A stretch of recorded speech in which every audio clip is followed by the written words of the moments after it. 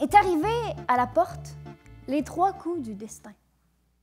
La porte s'est ouverte et un militaire, tout d'uniforme vêtu, est arrivé. Raymond, tout de suite, s'est levé en position. C'était un soldat de métier.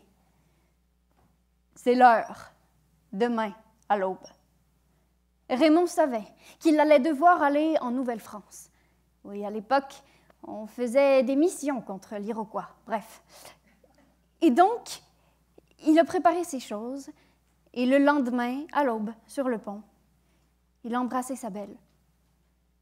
Ils se sont quittés avec la mort à l'âme. Et puis, Blanche, après, jour après jour, s'est mise à pleurer. Tant et si bien qu'un petit lac la suivait. Elle ne voulait pas transformer le village en océan. Alors, elle a parlé à ses parents, mais toujours ils disaient « Non, tu ne bouges pas d'ici, tu restes ici. » Non, on ne lui disait pas quoi faire à elle. Elle a fini par faire son sac et dans la nuit, elle est partie. Elle connaissait bien le plancher, elle savait où ça craquait pas. Elle a descendu, elle s'est rendue sur le pont. Eh bien, sur le dock, il y avait tout plein d'hommes qui se sont retournés, qui l'ont regardé. Un seul, au fond, n'a pas bougé. Un petit monsieur, pas de cheveux. Il était en train de sacrer après sa corde. Alors elle s'est approchée. « Excusez-moi, monsieur, si je vous paie, je pourrais rentrer sur votre bateau? Je vais en Nouvelle-France. »« Combien? » Et zoup. Elle lui sert une belle bourse d'or.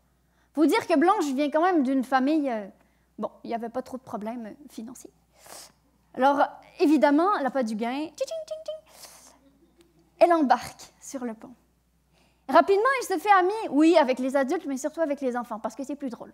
Ils se mettent à jouer aux cartes, à jouer à cache-cache, et puis elle trouve ses meilleures cachettes, un peu partout. Puis au bout de quelques semaines, il faut dire que c'est quand même 3 mois de voyage, elle se met à... Vous voyez... Le problème, c'est qu'elle n'a jamais eu le mal de mer. Et au bout d'un temps, elle s'est dit que peut-être il n'était plus seul dans le voyage.